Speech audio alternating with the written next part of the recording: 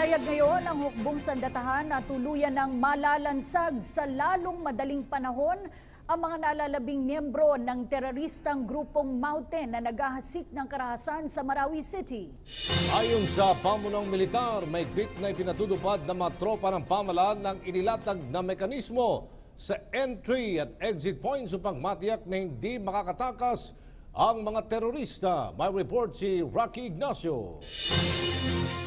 Kinumpirma ni AFP spokesperson Brigadier General Restituto Padilla na malapit na nilang matapos ang misyon ng tropa ng gobyerno laban sa Maute Group sa Marawi City. Sinabi ito ni Padilla sa pagsimula ng Mindanao Hour sa Malacanang, ang programang itinatag para sa makatotohanang impormasyon halos isang linggo matapos ideklara ni Pangulong Rodrigo Duterte ang martial law sa buong Mindanao. Although we do not have a timeline, but we're seeking to end this as soon as possible, our ground commanders have assured that the end is almost there.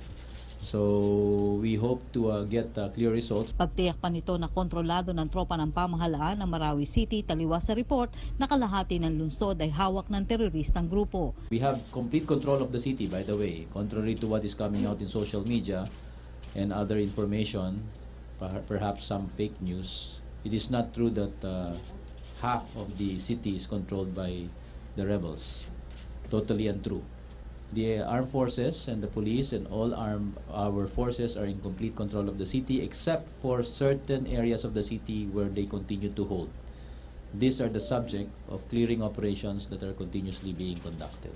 Maigting pa rin ang operasyon ng pinagsanib na puwersa ng AFP at PNP dahil sa report na nananatiling buhay at nandun pa rin sa Marawi City si Isnilon Hapilon, isa sa mga leader ng Abu Sayyaf Group. Sa kasalukuyan ay wala namang anyang lockdown sa lugar, subalit may mahigpit na mekanismo sa exit at entry point sa mga karatig lalawigan upang maiwasan na makatakas o mapahalo sa sibilyan ang mga tinutugis na miyembro ng Maute Group. So far yung terminong lockdown naman ay hindi naman talaga lockdown na wala na makapasok, wala na makalabas. Ang ginagawa lang po kasi ng ating mga security forces ay sinisigurado lang na ang nakakapasok at nakakalabas is yung mga law-abiding citizens natin at wala pong mahahalong mga masasamang elemento.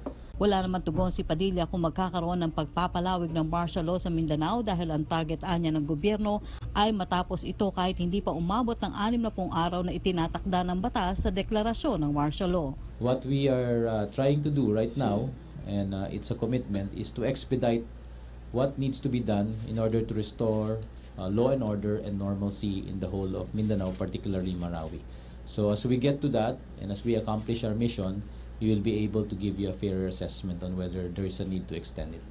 But be that as it may, the commitment remains that to do this as quick as possible, just like what the President said, and if we can finish this in 1 month, then so be it. We end martial law right there and then. Kasunod nito, hinikayat ni Padilla ang pakikipagtulungan ng publiko para mapabilis ang pagbabalik sa normal na sitwasyon ng Marawi City. Nag-uulat para sa Bayan, Rocky Ignacio.